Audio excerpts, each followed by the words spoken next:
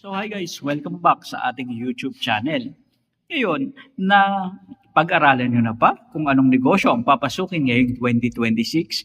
And gusto ko lang mga katropa, pag-usapan natin, ano-ano ba yung mga dapat nating itanong? Tatlong mahalagang tanong na dapat nating itanong sa ating mga sarili bago tayo magsimula at pumasok sa isang negosyo ngayong 2026. Bakit nga ba mga katropa napaka-importante na magnegosyo na ngayong mga panahon na to? Alam naman natin mga katropa na karamihan sa mga nagnenegosyo is either full-time sila o may trabaho sila and may kinikita pa sila na iba galing sa iba nilang mga negosyo o side hustle na tinatawag mga katropa.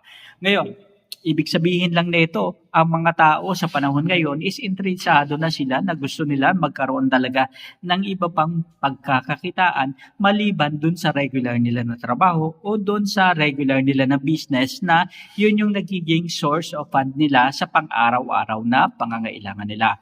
So ngayon, himay-himay natin mga katropa, ano-ano ba yung mga negosyo na ano-ano ba yung mga tanong sa negosyo na dapat itanong yung mga tao na gustong pumasok sa negosyo, di ba? So simulan natin mga katropa. Number one is para maging maganda ang pagpasok mo sa isang negosyo, dapat mong itanong, original ba ang idea ko?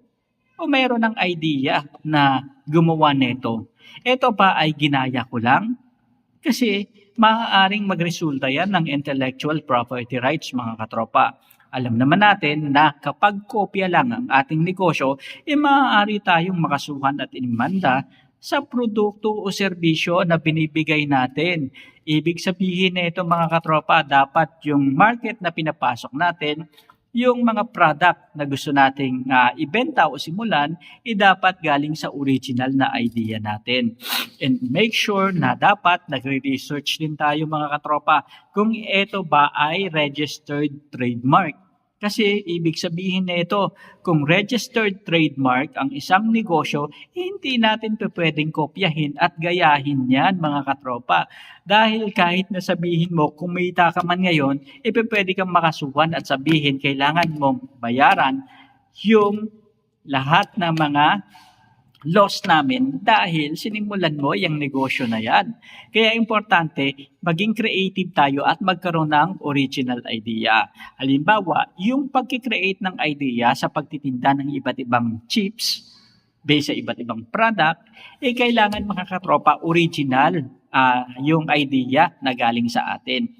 And tayo mismo, dapat meron tayong pagmamahal dun sa negosyo na yon para at least hindi tayo maboring pagdating ng panahon na talagang sinisimulan na natin ang negosyong ito. Ikalawa na dapat pa rin nating itanong mga katropa is, paano ba ako kikita sa negosyong to? Marami kasi mga katropa, yung bigla na lang pumapasok sa negosyo na hindi nila tinatanong, paano ba ako kikita? Kasi etong simpleng tanong na to, na paano ako kikita sa negosyong ito talaga yung magbibigay sa iyo ng kaperahan sa negosyo. Kapag hindi mo nasagot yung question, yung tanong na paano ka kikita, talagang walang magiging basis yung business mo. Kasi kapag tinanong mo ang isang negosyo, paano ba sila kumikita? Nagtitinda ba sila ng produkto? Nagbibigay ba sila ng serbisyo? O nagbibigay ba sila ng solusyon sa mga problema ng mga tao? At sino-sino ba yung target na customer? Kasi dito pa lang malalaman na natin, ito yung susuplayan ko para tuloy-tuloy yung cycle ng negosyo ko at tuloy-tuloy yung kita ko mga katropa. And isa pa, magkano ang handa na bayaran ni customer. Mahirap din kasi na bigla na tayong magpipresyo ng mataas, iyon pala naman hindi naman talaga ganun kasikat yung ating business.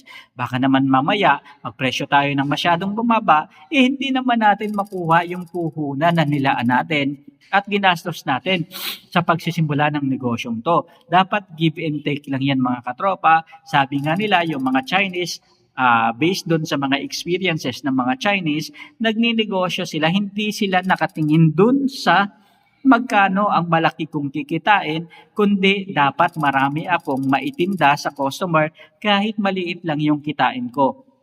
They go doon sa dami ng customer na kapag marami yung bumili sa kanila ng product, kahit konti lang yung kita nila sa bawat product na binibili o binibenta nila, kapag pinag-ipon-ipon mo yon, masyadong marami yon. Kaysa naman magbenta ka at may ipon lang at hindi mabibenta yung mga product dahil sa sobrang taas ng presyo, magdudulot lang yan ng kalugihan sa negosyo, mga katropa. And isa pa is kasama din dyan, paano pa ihahatid yung business ko doon sa target market ko para makapagbigay ako ng product or service sa mga customer ko. Kasi isa sa mga challenges ngayon, mga katropa, is pagdating sa transportation, pagdating sa delivery. Kaya naman kung makikita natin, napakarami na ng mga nagdi-deliver ngayon, mga katropa.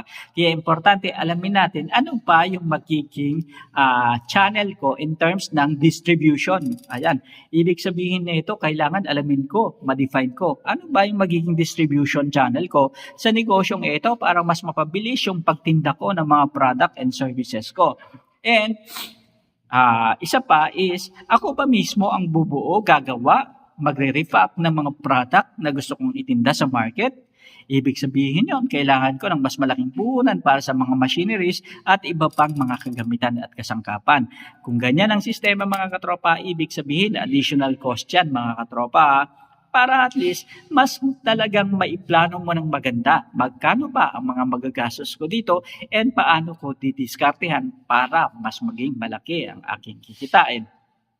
And yung ikatlo natin, mga katropa, is ano-anong resources ba yung kailangan ko sa negosyo. Ibig sabihin lang nito, dapat, mga katropa, na pag-isipan ko na kailangan ko ba ng mga modern technology, modern machinery para at least makapagtuloy-tuloy ako sa negosyo na to, o okay lang yung mga simple. Kasi lang, kapag simple yung ginamit ko, walang standard. Kapag simple yung ginamit ko, meron ng halos katulad na negosyo na nagsiserve ng ganito. So kapag ganun yung ginawa ko, baka hindi sila mabenta o baka hindi sa akin bumili ang mga customer na target ko.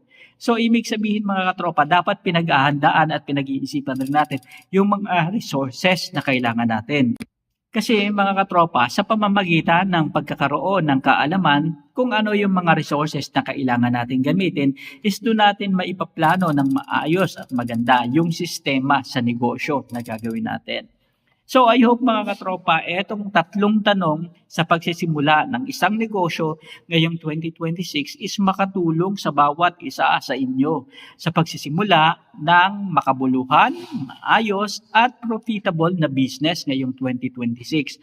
Laging tandaan, importante na sa negosyo kumita tayo. Laging ang sinasabi ng mga negosyante, by hook or by crook, kailangan kumita kami. Pero ibig sabihin, mga katropa, dapat maging transparent tayo and maging diretso